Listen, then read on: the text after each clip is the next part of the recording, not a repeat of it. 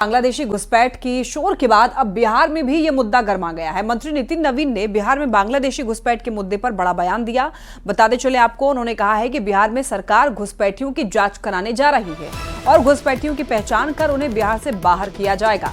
उन्होंने कहा है कि बिहार के संसाधनों पर बिहार की जनता का अधिकार है, न कि घुसपैठियों का।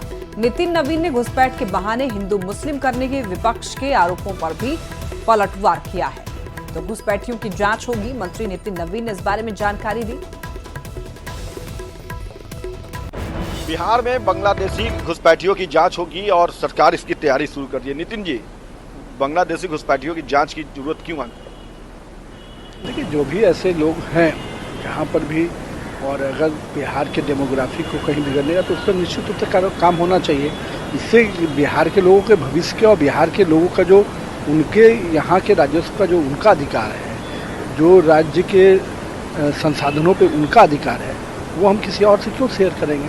नागरिकता दिलवाने में लोग अभिरुचि रख रहे हैं। कई लोग जो हैं उनको आधार कार्ड बनवा दिया, राशन कार्ड बनवा दिया, बिजली बिल मुहैया करा रहे हैं, आवास मुहैया करा रहे हैं। क्या लगता है ऐसे लोगों को सबक लेनी चाहिए जिस तरह से बांग्लादेश में हो रहा है उस घटना से? देखिए, इन चीज़ों पर निश्चित रूप से सरकार तत्पर होकर कार्रवाई कर रही है। जो भी उस तरीके से, गलत तरीके से अगर कुछ हुए हैं तो निश्चित रूप से उस पर चिन्हित करना चाहिए और उस पर निर्णय करना चाहिए। विपक्ष तो कह रहा है कि ये सिर्फ हिंदू मुस्लिम करके आप लोग अपनी राजनीति कर रहे हैं। जो लोग कि जो लाखों करोड़ों हिंदू जो बांग्लादेश में परेशान हो रहे हैं, क्या उनके लिए इनके कभी भी मन में से कोई शब्द निकल के आया? लेकिन जो बिहार में रह रहे हैं उनको तो कोई दिक्कत नहीं है, चाहे वो हिंदू हो मुस्लिम हो। जांच कर क्या कार्रवाई होगी ऐसे घुसपैठियों के? निश्चित जो भी ऐसे हैं, देखिए, वो जो बिहार के संसाधनों पे बिहार के लोगों का हक होगा, भारत के संसाधनों पे भारत के लोगों का हक होगा। इसको कोई और लोग ले तो निश्चित रूप से इस पर कार्रवाई होगी। जो भी लोग गलत तरीके से बिहार में एंट्री की है, भारत में एंट्री की है, उनको चिन्हित करके उनके खिलाफ कड़ी कार्रवाई जो है वो बिहार सरकार और भारत सरकार करेगी। अमित कुमार, न्यूज़ 18 पटना। बिहार में बांग्लादेशी घुसपैठियों की पहचान के लिए जांच कराने की बात पर सियासत शुरू हो गई है। विपक्ष के नेताओं ने एक सुर में सत्ताधारी दलों से सवाल किया है कि 2 दशक से सरकार में ये हैं, फिर घुसपैठी अगर बिहार में आ गए हैं तो जिम्मेदारी किसकी है और जांच कराने से इन्हें आखिर कौन रोक रहा है? जबकि सत्ताधारी दल के इसे आंतरिक सुरक्षा का मामला बताकर जांच जरूरी बताने में लगे हुए हैं। आप उठाए थे, प्रधानमंत्री से लेकर गृह मंत्री सब लोग उठाए थे, जदयू के लोगों ने उठाया था झारखंड में। क्या हुआ? अपनी विफलताओं को आप दूसरे के मत्थे पर ढकेलना चाहते हो।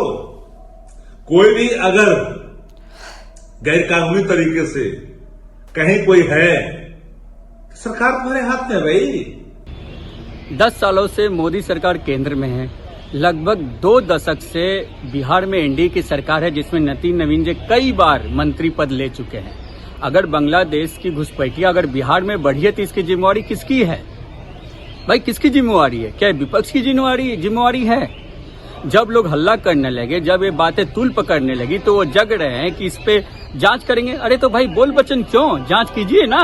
किसने रोका आपको जांच करने से? बिहार के लोकप्रिय मुख्यमंत्री आदरणीय नीतीश कुमार जी बिहार में जाति सर्वे करवाया और सर्वे कराकर लोगों की गणना हो गई, उसके रिपोर्ट भी पब्लिश कर दिया गया।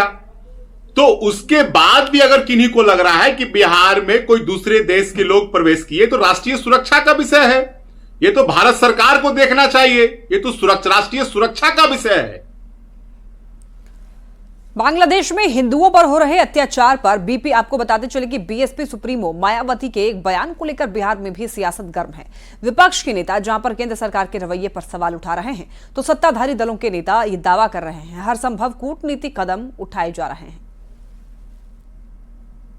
सरकार नरेंद्र मोदी की है, बीजेपी की है। ये लोग कथित तौर पर अपने आप को हिंदूवादी भी कहते हैं। ये लोग क्यों नहीं बांग्लादेश के हिंदुओं के पक्ष में जाते हैं? क्यों नहीं वहाँ कुछ करते हैं?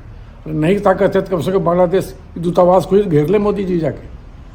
तो मोदी जी से सवाल करने के बजाय हर किसी इशू पे, ये इंटरनेशनल डिप्लोमेसी का मामला है और बांग्लादेश की माइनॉरिटीज़ के साथ जो कुछ हो रहा है गलत हो रहा है। हम लोग उसकी घोर निंदा करते हैं। माइनॉरिटीज़ की एक साइकी है और हर गवर्नमेंट को, जो भी गवर्नमेंट है बांग्लादेश में, इंटरिम गवर्नमेंट हो, उसको उसी हिसाब से हैंडल करना चाहिए।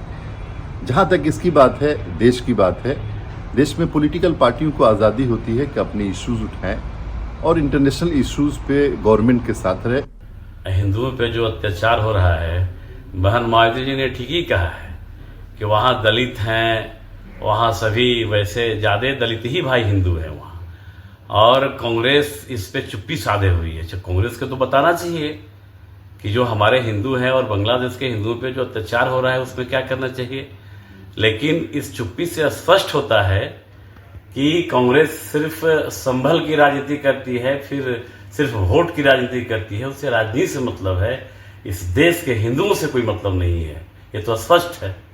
इधर हाल के दिनों में इस पर जिस तरह से राजनीति की जा रही है और जिस तरह से इस मामले को दूसरी दिशा में भटकाने का प्रयास किया जा रहा है, ये कहीं से उचित नहीं है। देखिए, ये कोई पार्टी का मामला नहीं है, ये देश के स्तर से वक्तव्य देने का मामला है। पटना से बड़ी खबर, तेजस्वी यादव का बड़ा बयान। पटना में लाठीचार्ज को लेकर के उन्होंने बयान दिया है, भड़काने के आरोपों पर जवाब दिया है। कहा कि ये सरकारी लाठी डंडे की है, छात्रों के भविष्य से खिलवाड़ हो रहा है, हम जनता की आवाज उठा रहे हैं। तेजस्वी यादव का ये बड़ा बयान पटना में अभ्यर्थियों पर हुए लाठीचार्ज को लेकर उन्होंने कहा है कि ये सरकारी लाठी डंडे की है, छात्रों के भविष्य से खिलवाड़ किया जा रहा है और हम जनता की आवाज उठा रहे हैं। लाठी चली है, ये लाठी डंडे वाली सरकारी है, अफसरशाही पूरे चरम पर है। मुख्यमंत्री जो है होश में नहीं है कि बिहार में क्या हो रहा है, बिहार इनसे चल नहीं पा रहा है और लगातार जो है छात्र के भविष्य के साथ जो खिलवाड़ हो रही है। हम आज भी कहते हैं माननीय मुख्यमंत्री जी स्पष्ट कीजिए, जो नौजवान जो परेशान है सर्वर डाउन होने के कारण, लाखों अभ्यर्थियों ने जो फॉर्म नहीं भरा है, सर्वर डाउन होने की वजह से 2-3 दिन सर्वर डाउन रहा, तो दोषी छात्र छात्राएं नहीं है। आपको उनको मौका देना चाहिए, उनको मौका मिले और सर्वर 1-2 दिन के लिए जो है खोला जाए, ताकि वो लाखों के तादाद में अभ्यर्थी जो है कह रहे कि आप उकसाने का काम कर रहे हैं, आप मिट्टी डालने का काम आप कर रहे हैं। हम जनता की आवाज उठा रहे हैं, नौजवानों की आवाज उठा रहे हैं। अगर हम नहीं उठाएंगे तो ये लोग उठाएंगे क्या? ये लोग क्यों नहीं जाके जस्टिफाई किए? 10 दिन से ये चल रहा है। किशनगंज से आरजेडी विधायक सऊद आलम के बिगड़े बोल सामने आए हैं। उन्होंने एक महिला अधिकारी को लेकर के विवादित बयान दिया है। सऊद आलम ने कहा है कि महिला अधिकारी कभी दुपट्टा नहीं रखती, लेकिन उस दिन शायद वो दुपट्टा ओढ़ ली होंगी। ये पूरा मामला अवैध खनन से जुड़ा हुआ है। दिगल बैंक के तुलसिया पंचायत के मुखिया मोहम्मद जैद पर अवैध खनन मामले में केस दर्ज किया गया था और गाड़ी भी जब्त की गई थी, जिसे छुड़ाने के लिए महिला अंचलाधिकारी के साथ में अभद्र व्यवहार और भाषा का इस्तेमाल किया गया था। मुखिया मोहम्मद जैद पर अंचलाधिकारी का दुपट्टा भी खींचने का आरोप लगा है। पकड़ी थी तो प्रयास के लिए गए कि चले बालू उठा लिया, थोड़ा वो कर लिया, तो आप इसको छोड़ दीजिए। ये लोग इसी प्रयास के लिए गए थे। अब उसके इसमें एक्शन में आकर के उन्होंने गलत कदम उठाए। दुपट्टा खींचने वाला आरोप थोड़ा सा बरात पड़ा लग रहा है। में लिया जाएगा, उस पर भी कोई ना कोई कार्रवाई होगी। सर, दुपट्टा खींचने वाला आरोप थोड़ा बरात पड़ा लग रहा है। देखिए, पहली बात तो ये कि वो मैडम दुपट्टा ओढ़ती नहीं है, और उस दिन पता नहीं कैसे जानबूझकर दुपट्टा लेकर के आई या क्या। किशनगंज के आरजेडी विधायक सऊद आलम के विवादित बयान पर बीजेपी जिला अध्यक्ष ने हमला बोला है। बीजेपी जिला अध्यक्ष ने इसे आरजेडी की मानसिकता वाला बयान बताया। उन्होंने कहा है कि ये इस्लामिक एजेंडों को स्थापित करने वाला बयान है। तो विवादित बयान पर इधर आपको बताते चलें कि बीजेपी का ये कहना है, बीजेपी जिला अध्यक्ष ने इसे आरजेडी की मानसिकता वाला बयान बताया है। उन्होंने कहा है कि ये इस्लामिक एजेंडों को स्थापित करने वाला बयान है।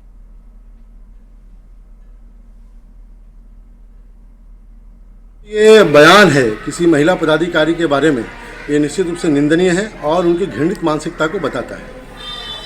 आप किसी पदाधिकारी के आचरण और उनके पहनावा को लेकर आप कोई टिप्पणी नहीं कर सकते हैं। आप माननीय विधायक हैं और इस तरह की जो मानसिकता है वो निश्चित रूप से दूसरे धर्म के पदाधिकारियों के बारे में उनकी गलत सोच और अपने इस्लामिक एजेंडे को स्थापित करने का ये विचार है।